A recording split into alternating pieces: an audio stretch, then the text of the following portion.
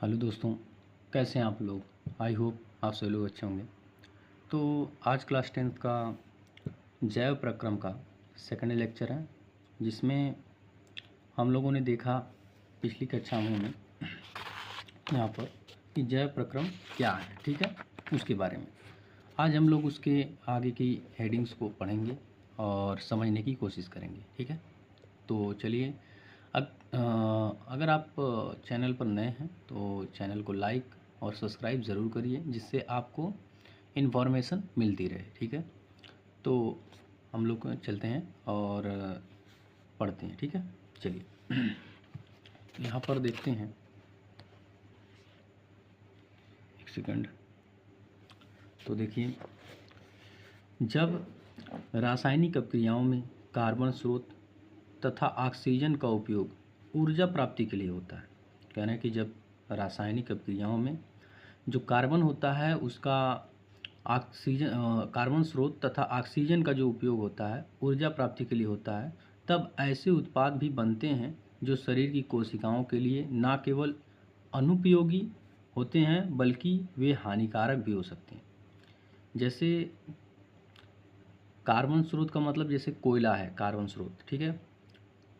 कोयला क्या होता है, कार्बन का बना होता है। उसको जब ऑक्सीजन में हम लोग जलाते हैं, मतलब बाहर ला के जलाते हैं, तो ये ऑक्सीजन ही है बाहर उपस्थित, ठीक है। तो जब जलाते हैं तो क्या होता है, जो शरीर की कोशिकाओं के लिए ना केवल अनुपयोगी होता है, जिसे कहने का मतलब हमारे उपयोगी के लिए तो ऊर्जा निकलता ही है, साथ ही साथ अनुपयोगी चीज़ भी निकलता है, जैसे कार्बन डाइऑक्साइड वगैरह भी निकलता है, जो हमारे शरीर के लिए क्या है, अनुपयोगी है। कार्बन डाइऑक्साइड हमारे शरीर के लिए उपयोगी नहीं है, ठीक है। चलिए, बल्कि वे हानिकारक भी हो सकते हैं, वो हानिकारक भी होते हैं। इन अपशिष्ट उत्पादों को शरीर से बाहर निकालना अति आवश्यक होता है, समझ गए ना। जैसे जब आप सांस लेते हैं तो ऑक्सीजन को लेते हैं और कार्बन डाइऑक्साइड को छोड़ते हैं। अगर कार्बन डाइऑक्साइड को शरीर से बाहर ना निकाला जाता तो हमारे शरीर में जहर फैल जाता और हम मर जाते हैं, ठीक है ना। तो इन सब बातों पे ध्यान दीजिए। जितने भी मतलब अपशिष्ट पदार्थ हैं, मतलब हमारे शरीर में बनते हैं, उन्हें निकालना बहुत ही ज़रूरी होता है, ठीक है। तो देखते हैं, बल्कि वे हानिकारक भी हो सकते हैं। इन अपशिष्ट उत्पादों को शरीर से बाहर निकालना अति आवश्यक होता है। इस प्रक्रम को हम उत्सर्जन कहते हैं। क्या कहते हैं, उत्सर्जन। उत्सर्जन मतलब जितने भी हानिकारक पदार्थ हैं शरीर से उसको बाहर निकालना ही उत्सर्जन कहलाता है, ठीक है। यदि बहुकोशिकीय जीवों में शरीर शरीर अभिकल्पना के मूल नियमों का पालन किया जाता है तो उत्सर्जन के लिए विशिष्ट ऊतक विकसित हो जाएगा। इसका अर्थ है कि परिवहन तंत्र की आवश्यकता अपशिष्ट पदार्थों को कोशिका से इस उत्सर्जन ऊतक तक पहुंचाने की होगी। तो आप देखते हैं कि हमारे शरीर में कई प्रकार से अपशिष्ट पदार्थों को निकालने की कोशिश की जाती है। जैसे कि अगर हमने भोजन किया तो भोजन को निकालने के लिए अलग तंत्र है, ठीक है। फिर से एक भोजन जब हम कर लेते हैं तो भोजन में जितने भी उपयोगी चीज़ें होती हैं, खनिज लवण जो भी उसमें उपस्थित होता है, वो सारी चीज़ें उसमें से प्रोटीन वगैरह निकाल लिए जाते हैं। कार्बोहाइड्रेट होता है, प्रोटीन होता है, खनिज लवण उसमें होते हैं भोजन में। तो सारी चीज़ें क्या होती है, हमारे आमाशय में जो है जाने के बाद आंतों में, ठीक है, आंतों में उसका स्वांगीकरण हो जाता है। अब वो सारी चीज़ें हम पढ़ेंगे, लेकिन फ़िलहाल आप इस समझिए कि जब स्वांगीकरण होने के बाद जो अपशिष्ट पदार्थ बचते हैं उन्हें हम गुदा द्वारा बाहर निकाल देते हैं, ठीक है। ऐसे ही हमारे शरीर में परिसंचरण तंत्र है। परिसंचरण तंत्र क्या करता है, ब्लड को पूरे वाहिनियों में क्या करता है, पहुंचाता है, जिससे जो ऑक्सीजन है वो ऑक्सीजन को समझ लीजिए पूरे वाहिनियों में पहुंचाने का कार्य करता है, ठीक है। ऑक्सीजन ब्लड के सहारे पूरे शरीर में भ्रमण करता है और ऊर्जा बनाने का कार्य करता है, ठीक है। और कार्बन डाइऑक्साइड उसी ब्लड द्वारा ही कार्बन डाइऑक्साइड बाहर निकलता है। तो वो सारी चीज़ें हम लोग अभी आगे देखने वाले हैं। तो बहुत सारी क्रियाएं हैं जिनकी वजह से हमारे शरीर में बनने वाले अपशिष्ट पदार्थों को बाहर निकाला जाता है, ठीक है। किडनी जानते हैं कि ब्लड को क्या करता है, खून को साफ करने का कार्य करता है, ठीक है। ऐसे चलते हैं आगे। तो अपशिष्ट पदार्थों को कोशिका इस उत्सर्जन ऊतक तक पहुँचाने की होगी, ठीक है। आइए हम जीवन का अनुरक्षण करने वाले आवश्यक प्रक्रमों के बारे में एक एक करके विचार करते हैं, ठीक है। यहाँ पर बोला गया ना कि आइए हम जीवन के अनुरक्षण के लिए, हम अपना जीवन हम लोगों का कैसे चल जाए अच्छे से, उसके लिए हमें क्या करना होगा, उसके ऊपर विचार करने होंगे। तो बढ़ते हैं हम लोग आगे। पहला यहाँ पर पोषण है।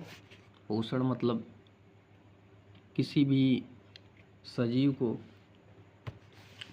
वृद्धि करने या उसके जीवित रहने में क्या मतलब क्या योगदान होता है। तो पोषण के द्वारा ही वो अच्छा जीवन जी सकता है। तो चलिए देखते हैं पोषण में। जब हम टहलते हैं या साइकिल की सवारी करते हैं तो हम ऊर्जा का उपयोग करते हैं, डेफिनेटली हम करते हैं। तो ऊर्जा का उपयोग जब हम करते हैं उस स्थिति में भी, जब हम कोई आभासी क्रियाकलाप नहीं कर रहे हैं, जैसे उस स्थिति में भी जब हम कोई कार्य ही नहीं करते हैं, हमारे शरीर में क्रम की स्थिति के अनुरक्षण करने के लिए ऊर्जा की आवश्यकता होती है। मतलब जब हम कुछ कर रहे होते हैं तो भी हमें ऊर्जा की आवश्यकता होती है, अगर हम सोए हुए हैं तो भी हमें ऊर्जा की आवश्यकता होती है, ठीक है। वृद्धि, विकास, प्रोटीन संश्लेषण आदि में हमें बाहर से भी पदार्थ की आवश्यकता होती है। क्या होती है? वृद्धि, विकास, प्रोटीन संश्लेषण आदि में हमें बाहर से भी पदार्थ की क्या होती है? आवश्यकता होती है। जब किसी आपके शरीर में जब वृद्धि होती है तो वृद्धि के लिए भी प्रोटीन की आवश्यकता होती है। विकास, आपका मानसिक विकास होता है, प्रोटीन संश्लेषण होता है आपके शरीर में, आदि हमें बाहर से भी पदार्थों की आवश्यकता होती है।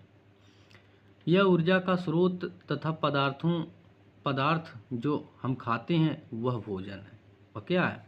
जो हम लोग खाते हैं वही ऊर्जा का स्रोत होता है हम लोगों के लिए, और उसी को हम भोजन कहते हैं, ठीक है। यहाँ तक आपको बातें समझ में आई होंगी। चलिए आगे बढ़ते हैं। सजीव अपना भोजन कैसे प्राप्त करते हैं? तो यहाँ पर बताया जाएगा कि सजीव किस प्रकार अपने भोजन को ग्रहण करते हैं और ग्रहण करने के बाद उसे कैसे पचाते हैं, ठीक है। चलिए, और ऊर्जा कैसे बनाते हैं वही सारी बातें यहाँ पर बताई जाएंगी। सभी जीवों में ऊर्जा तथा पदार्थ की सामान्य आवश्यकता समान है, ठीक है। कह रहे हैं कि जितने भी जीव होते हैं सब में जो है ऊर्जा की आवश्यकता होती है, लेकिन इसकी आपूर्ति भिन्न विधियों से होती है। कह रहे हैं कि सभी जीवों को तो ऊर्जा की आवश्यकता होती है, लेकिन सभी जीवों को जो है, सभी जीव अलग अलग तरीके से अपने मतलब ऊर्जा की पूर्ति करते हैं। जैसे हम लोग अपने मुंह से भोजन को ग्रहण करते हैं, मछलियाँ भी मुंह से भोजन को ग्रहण करती हैं, लेकिन जो छोटे छोटे ये अमीबा एक कोश की जीव होते हैं, ये सब अपने शरीर, उनकी जो शरीर की त्वचा है उस त्वचा से वो लोग भोजन को अवशोषित करते हैं और अपने अंदर उसे लेते हैं, ठीक है। अभी हम सारी चीज़ों को पढ़ने वाले हैं कि कौन से जीव किस प्रकार से मतलब भोजन को ग्रहण करेंगे, क्या करेंगे, ठीक है। चलिए आगे बढ़ते हैं। कह रहे हैं कि लेकिन इसकी आपूर्ति विभिन्न विधियों से होती है। आपूर्ति मतलब किसी की चीज़ों को भरना, ठीक है। जैसे आपको आपकी इच्छा की पूर्ति करना, इस तरीके से समझ लीजिए। कुछ जीव अकार्बनिक स्रोतों से कार्बन डाइऑक्साइड, देख रहे हैं, कुछ जीव अकार्बनिक स्रोत, यहाँ पर दो प्रकार के स्रोत होते हैं, एक कार्बनिक स्रोत होता है, एक अकार्बनिक स्रोत होता है। जिसमें कार्बन की उपस्थिति होती है उसे कार्बनिक स्रोत, और जिसमें कार्बन का स्रोत ना होता हो, मतलब कार्बन ना हो, उसमें अकार्बनिक स्रोत होता है। तो जीव अकार्बनिक स्रोतों से कार्बन डाइऑक्साइड तथा जल के रूप में सरल पदार्थ प्राप्त करते हैं। देख रहे हैं आप, क्या करते हैं? कार्बन डाइऑक्साइड तथा जल के रूप में सरल पदार्थ प्राप्त करते हैं। ये जीव स्वपोषी हैं। क्या है वो? स्वपोषी। अच्छा, दूसरी भाषा में स्वपोषी किसे कहते हैं? स्वपोषी हम उन्हें कहते हैं जो अपना भोजन स्वयं बनाते हैं। यही बोलते हैं हम ना, जैसे पेड़ पौधों के बारे में बातें होती हैं, पेड़ पौधे, ठीक है, ये सब क्या है? स्वपोषी हैं। ये भोजन अपना स्वयं बनाते हैं। अच्छा, आगे बढ़ते हैं। जिनमें सभी हरे पौधे तथा कुछ जीवाणु भी हैं। उसमें देखिए कुछ जीवाणु भी हैं जो स्वयं भोजन अपना बनाते हैं। अन्य जीव जटिल पदार्थों का उपयोग करते हैं। इन जटिल पदार्थों को सरल पदार्थों में खंडित करना अनिवार्य है ताकि ये जीव के संरक्षण तथा वृद्धि में प्रयुक्त हो सके। इसे प्राप्त करने के लिए जीव जैव उत्प्रेरक का उपयोग करते हैं जिन्हें एंजाइम कहते हैं। कहने का मतलब क्या है? कहने का मतलब ये है कि जो परपोषी होते हैं, यहाँ पर लिखा है, आगे पढ़ के बताते हैं। अतः विषमपोषी उत्तरजीविता के लिए प्रत्यक्ष या परोक्ष रूप से स्वपोषी पर आश्रित होते हैं। विषमपोषी मतलब, विषमपोषी कहने का मतलब स्वपोषी एक होता है, परपोषी। तो परपोषी, विषमपोषी को ही क्या कहते हैं? परपोषी। परपोषी मतलब जो स्वपोषियों पर क्या होता है? निर्भर होता है। परपोषी का मतलब क्या होता है? यानी विषमपोषी का मतलब जो स्वपोषियों पर क्या होता है? निर्भर होता है, यानी जो स्वपोषियों को खा करके अपना जीवन यापन करते हैं। यहाँ पर लिखा ना, प्रत्यक्ष रूप से या परोक्ष रूप से। डायरेक्ट उन्हें खाओ या इनडायरेक्ट खाओ। डायरेक्ट मतलब सीधे जाकर उसे खाओ, या तो उसका कुछ बना के खा सकते हैं। तो आप खा उन्हीं को रहे हो, लेकिन आप डायरेक्ट नहीं, मतलब घुमा के खा रहे हो या सीधा खा रहे हो, ठीक है। तो इन्हें आप समझ सकते हैं। बहुत तरीके हैं, ज़्यादा बहस करेंगे तो समय लगेगा, तो चलते हैं, आगे बढ़ते हैं। जंतु तथा कवक इसी प्रकार के विषमपोषी जीवों में सम्मिलित हैं। जितने भी जंतु होते हैं और कवक जो है, कवक देखते हैं लकड़ियों पे लगा होता है, वो लकड़ी को ही खा करके अपना मतलब लाइफ बनाता है। और जंतु देखते हैं हर एक, मतलब जंतु के अंदर ही हम लोग आते हैं। मनुष्य जो है जंतु के अंदर ही आता है। तो हमारी गाय भैंस, जो भी बकरियां और हम लोग, सभी लोग किसी ना किसी प्रकार से स्वपोषियों पर निर्भर हैं, ठीक है। जैसे गाय भैंस उन्हें खाती हैं पेड़ मतलब पत्तियों को, ठीक है। छोटे छोटे पौधे उनके लिए इम्पोर्टेंट हैं, घास वगैरह खाती हैं वो लोग, ठीक है। और हम लोग गेहूं के पुआल वगैरह भी हम लोग खिलाते हैं उन्हें, जिससे वो क्या करते हैं? वो अपना भोजन बना लेते हैं। हम लोग भी उसी पे डिपेंडेंट हैं। तो गेहूं से हम गेहूं मिलता है हमें, ठीक है, और धान से हमें चावल मिलता है, जिसकी वजह से हम लोग जो है उसे खाते हैं। और भी बहुत सारे जीव छोटे छोटे जो हैं वो उन्हें खाते हैं, जैसे मुर्गी मुर्गा जो भी हैं, ये लोग छोटी छोटी चीज़ों को खाते हैं, घास वगैरह भी खाती हैं। तो ये लोग स्वपोषियों को खाते हैं और फिर उसके बाद हम लोग इन्हें ही खा जाते हैं। तो किसी ना किसी तरीके से हम लोग या तो डायरेक्ट उन्हें खाते हैं स्वपोषियों को, या तो इनडायरेक्ट खाते हैं, ठीक है। तो यहाँ तक आई होप आपको बातें समझ में आई होंगी कि स्वपोषी क्या है और विषमपोषी क्या है। आइए हम लोग और आगे बढ़ते हैं और चीज़ों को समझने की कोशिश करते हैं। तो देखिए, अगली हेडिंग हमारी है स्वपोषी पोषण। यानी ये जो स्वपोषी हैं ये अपना भोजन कैसे बनाते हैं, ठीक है, समझते हैं। स्वपोषी जीव की कार्बन तथा ऊर्जा की आवश्यकताएं प्रकाश संश्लेषण द्वारा पूरी होती हैं। कहने का मतलब जो स्वपोषी जीव हैं, जीव कार्बन तथा ऊर्जा की आवश्यकताएं, उनकी जो कार्बन और ऊर्जा की जो आवश्यकताएं हैं वो प्रकाश संश्लेषण द्वारा पूरी होती है। समझ रहे हैं ना? प्रकाश संश्लेषण क्या होता है, यानी सूर्य की रोशनी में और इनके पास क्लोरोफिल होता है, उसकी उपस्थिति में ये अपना भोजन बनाते हैं और अपना मतलब ये पोषण करते हैं। जैसे आगे बढ़ते हैं, देखिए यह वह प्रक्रम है जिसमें स्वपोषी बाहर से लिए पदार्थों को ऊर्जा संचित रूप में परिवर्तित कर देता है।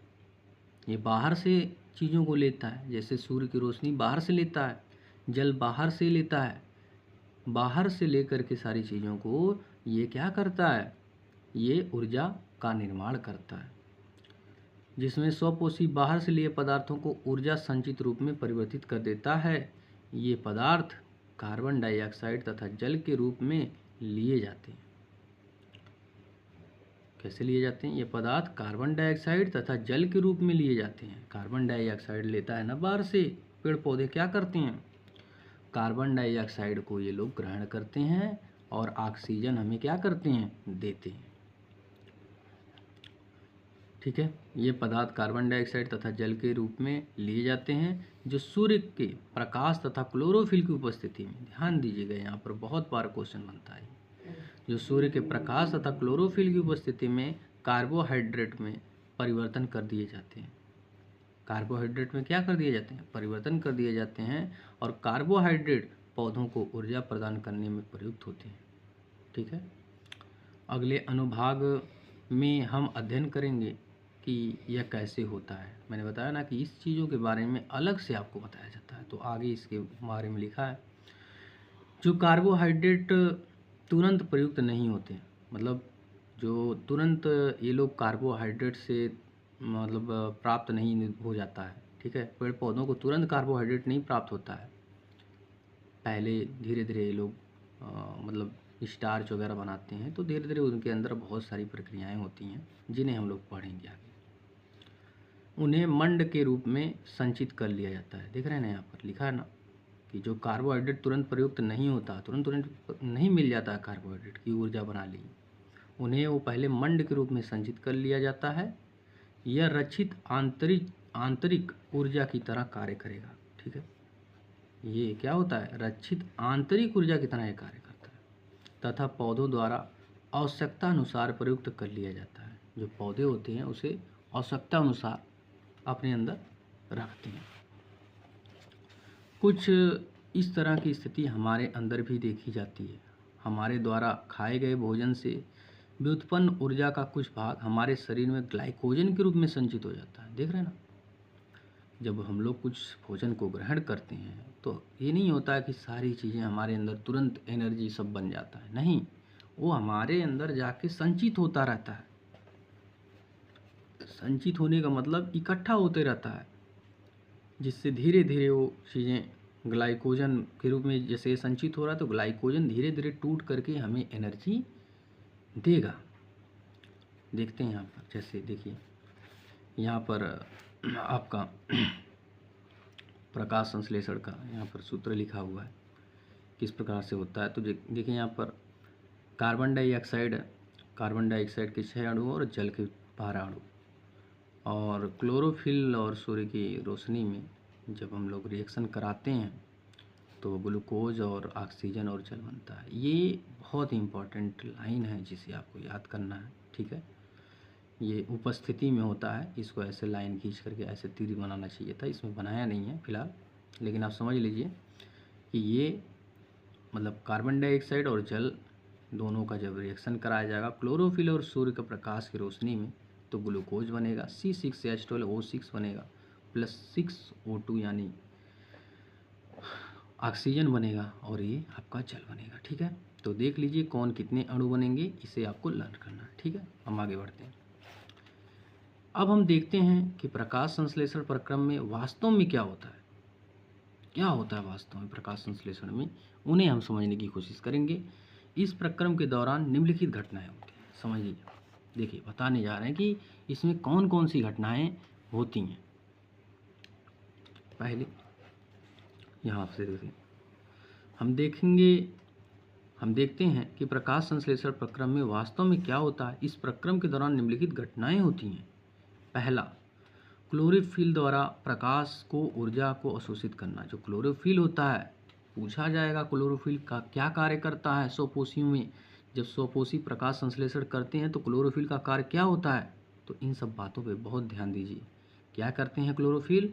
क्लोरोफिल द्वारा प्रकाश ऊर्जा को अवशोषित करना। ठीक है, प्रकाश ऊर्जा को क्या करना? अवशोषित करना। प्रकाश ऊर्जा को रासायनिक ऊर्जा में रूपांतरित करना तथा जल अणुओं का हाइड्रोजन तथा ऑक्सीजन में अपघटन। जो प्रकाश ऊर्जा है, प्रकाश ऊर्जा को रासायनिक ऊर्जा में परिवर्तित कर देते हैं। यही तो क्वेश्चन बार बार पूछता है कि वो क्या करते हैं। पेड़ पौधे प्रकाश ऊर्जा को रासायनिक ऊर्जा में रूपांतरित कर देते हैं, परिवर्तित कर देते हैं तथा जल अणुओं का हाइड्रोजन तथा ऑक्सीजन में अपघटन कर देते हैं। और जो जल के अणु होते हैं उनको हाइड्रोजन और ऑक्सीजन बना देते हैं। फिर आगे तीसरा कार्य, कार्बन डाइऑक्साइड का कार्बोहाइड्रेट में अपचयन कर देते हैं। एक ऑक्सीकरण होता है, एक अपचयन होता है। वो पहले चैप्टर में पढ़ाया जाता है। तो यहाँ पर उसे क्या कर रहे हैं? अपचयन कर दे रहे हैं। अपचयन मतलब तोड़ देते हैं उससे मिले आके कार्बन डाइऑक्साइड को। CO2 को ग्रहण करते हैं ये और कार्बोहाइड्रेट में उसे बदल रहे हैं यहाँ पर। ठीक है, आगे बढ़ते हैं। चीज़ें आपको मुझे लग रहा है दिख रही होंगी, अच्छी दिख रही होंगी। ठीक है, समझते रहिए और सीखते रहिए। तो यहाँ पर आपको बातें इतनी समझ में आई होंगी कि क्लोरोफिल ऊर्जा को अवशोषित करना इसका कार्य है। ठीक है, और प्रकाश ऊर्जा को क्या करते हैं? ये रासायनिक ऊर्जा में रूपांतरित कर देते हैं और जल के अणुओं को हाइड्रोजन तथा ऑक्सीजन में अपघटित कर देते हैं और कार्बन डाइऑक्साइड को कार्बोहाइड्रेट में अपचयन कर देते हैं। यह आवश्यकता नहीं है कि ये चरण तत्काल एक के बाद थोड़ा सा रुकिए। तो देखिए, यह आवश्यक नहीं है कि ये चरण तत्काल एक के बाद दूसरा हो। मतलब एक हो गया हो तब दूसरा हो, ऐसा कोई ज़रूरी नहीं है। ये कार्य एक साथ होते हैं। ठीक है, उदाहरण के लिए मरुद्भिद पौधे रात्रि में कार्बन डाइऑक्साइड लेते हैं। देख रहे हैं ना, मरुद्भिद क्या करते हैं? बहुत प्यारा लाइन है, अभी तक बना नहीं है, ध्यान दे दीजिएगा, ये बन जाएगा। ये क्वेश्चन बहुत इंपॉर्टेंट है। मरुद्भिद पौधे रात्रि में कार्बन डाइऑक्साइड लेते हैं और मध्यस्थ उत्पाद बनाते हैं। मध्यस्थ उत्पाद बनाते हैं। दिन में क्लोरोफिल ऊर्जा अवशोषित करके अंतिम उत्पाद बनाता है। ठीक है, समझिए इसको। मरुद्भिद क्या करते हैं? पौधे रात्रि में कार्बन डाइऑक्साइड को लेते हैं और मध्यस्थ में लगभग बीच में जब और टाइम आगे बढ़ता है, बीच का 12 बजे के बाद जो रात्रि होती है, उत्पाद वो धीरे धीरे बनाते हैं और दिन में क्लोरोफिल ऊर्जा अवशोषित करके अंतिम उत्पाद बनाते हैं। क्लोरोफिल को अवशोषित करके क्या बनाया जा सकता है? ऊर्जा को अवशोषित करना होता है। क्लोरोफिल मतलब दिन में वो ऊर्जा को अवशोषित करते हैं और रात्रि में कार्बन डाइऑक्साइड को लेते हैं। तो इनका अलग अलग डे में अलग अलग कार्य है। ठीक है ना, दिन में इनका अलग कार्य दिख रहा है, रात को इनका अलग कार्य दिख रहा है, मध्य रात्रि में इनका कार्य अलग दिख रहा है। ठीक है, तो यह सारी बातें समझिए। आइए हम देखें कि उपरोक्त अभिक्रिया का प्रयोग प्रत्येक घटक प्रकाश संश्लेषण के लिए किस प्रकार आवश्यक है। कह रहे हैं कि आइए हम देखें कि उपरोक्त अभिक्रिया का प्रत्येक घटक प्रकाश संश्लेषण के लिए किस प्रकार आवश्यक है। समझने का कोशिश करिएगा। कह रहे हैं कि जो घटक हैं यहाँ उपस्थित, उन घटकों का कार्य क्या है, तो समझते हैं। यदि आप ध्यानपूर्वक एक पत्ती के अनुप्रस्थ काट का सूक्ष्मदर्शी द्वारा अवलोकन करेंगे, किसके द्वारा? सूक्ष्मदर्शी द्वारा अगर आप एक पत्ती को देखेंगे तो आप नोट करेंगे कि कुछ कोशिकाओं में हरे रंग के बिंदु दिखाई देते हैं। क्या दिखाई देते हैं? हरे रंग के बिंदु दिखाई देते हैं। ये हरे बिंदु कोशिकांग है। क्या है ये? कोशिकांग। क्लास 9th में पढ़ाया जाता है आपको कोशिकांग के बारे में, जिन्हें क्लोरोप्लास्ट कहते हैं। इनमें क्लोरोफिल होता है। क्लोरोप्लास्ट में ही क्लोरोफिल होता है, इस बात को ध्यान दीजिएगा। आइए हम एक क्रियाकलाप करते हैं जो दर्शाता है कि प्रकाश संश्लेषण के लिए क्लोरोफिल आवश्यक है। प्रकाश संश्लेषण के लिए क्या है? क्लोरोफिल आवश्यक है। यहाँ पर आप इस चित्र को देख सकते हैं, बहुत ही प्यारा सा चित्र है और इसको समझ लीजिए इसमें क्या है। तो यहाँ फ्लोएम जाइलम संवहन बंडल है, यहाँ मतलब यहीं से आपका जाइलम और फ्लोएम का कार्य होता है। मतलब पेड़ पौधों में जाइलम और फ्लोएम का आपका कार्य पता होना चाहिए। जाइलम मतलब जो जड़ों से क्या करता है, जल खनिज लवण को पूरे पौधे में पहुंचाने का कार्य करता है, और फ्लोएम जो होता है पत्तियों द्वारा बने हुए भोजन को पूरे पेड़ पौधे में पहुंचाने का कार्य करता है। तो इसे समझ जाइएगा आप, ठीक है। ये सिरा है जो निकला हुआ होता है, ऐसे ऐसे चारों तरफ गया होता है उसमें पत्तियों में। पर्णपटल है, ये पर्णपटल होता है। मध्य सिरा मतलब ये बीज का ये सिरा है, उसके बारे में ये सारी बातें देख सकते हैं आप। इसकी मतलब इसको जूम किया गया है, ये जूम करके बनाई गई चीज़ें हैं, ठीक है। इसके अंदर की ये चीज़ें हैं, तो इन्हें आप देख लीजिए और हम लोग नेक्स्ट पेज पे चलते हैं और समझने की कोशिश करते हैं। तो आइए समझते हैं। लिखा है कि अब हम अध्ययन करते हैं कि पौधे कार्बन डाइऑक्साइड कैसे प्राप्त करते हैं। पौधे कैसे कार्बन डाइऑक्साइड बनाते हैं। कक्षा 9 में हमने रंध्र की चर्चा की थी। रंध्र मतलब जो पत्तियों में छोटे छोटे छिद्र होते हैं, वो हमें दिखाई नहीं देते हैं, वो छोटे छोटे छिद्र पत्तियों में, वही रंध्र कहलाते हैं। अब इन्हें समझते हैं, अध्ययन करते हैं। क्लास 9 में हमने रंध्र की चर्चा की थी, जो पत्ती की सतह पर सूक्ष्म छिद्र होते हैं। ध्यान दीजिएगा, इसके बारे में भी पूछा जा चुका है। जितनी छोटी छोटी पॉइंट्स हैं उन सभी को रेलवेज पूछ रहा है, ठीक है। तो रेलवे के दृष्टि से ही ये पढ़ाई जा रही हैं बातें कि रेलवे एग्ज़ाम्स को कैसे आप क्रैक कर सकते हैं। तो एक एक बातें समझिए और चलिए हमारे साथ, ठीक है। सतह पर सूक्ष्म छिद्र होते हैं। प्रकाश संश्लेषण के लिए गैसों का अधिकांश आदान प्रदान इन्हीं छिद्रों के द्वारा होता है। कह रहे हैं कि जो प्रकाश संश्लेषण के लिए गैसों का अधिकांश आदान प्रदान होता है, जो ये जो छिद्र था आपका, इसी छिद्र द्वारा गैसों का आदान प्रदान होता है, ठीक है। आगे बढ़ते हैं। ये रंध्र, रंध्र उसे बोला जाता है, ठीक है ना। पेड़ पौधों में जो रंध्र पाया जाता है, पूछा जाएगा रंध्र का कार्य क्या है, तो रंध्रों द्वारा ही क्या होता है, ऑक्सीजन और कार्बन डाइऑक्साइड का यानी गैसों का आदान प्रदान होता है। लेकिन यहाँ यह जानना भी आवश्यक है कि गैसों का आदान प्रदान तने, जड़ और पत्तियों की सतह से भी होता है। इस बात को भी ध्यान दीजिएगा, बहुत प्यारी लाइन इसमें लिखा होता है। इन बातों को एक एक बातें समझ जाएंगे। तो क्या बोला गया कि सिर्फ पत्तियों द्वारा ही नहीं, तने जो हैं, जड़ हैं और पत्तियों की सतह से भी होता है। उस सूक्ष्म छिद्र जो पत्तियों के ऊपर, उसी से नहीं, सभी चीज़ों से। यहाँ पर तो वही क्वेश्चन बन जाता है कि गैसों का आदान प्रदान किन किन चीज़ों से हो सकता है। तो यहाँ तने हैं, जड़ हैं, पत्तियाँ हैं, इन सब से भी होता है। इन रंध्रों से पर्याप्त मात्रा में जल की भी हानि होती है, ये भी क्वेश्चन बन चुका है, ठीक है। तो इनसे क्या होता है, जल की भी अच्छी खासी हानियाँ होती हैं।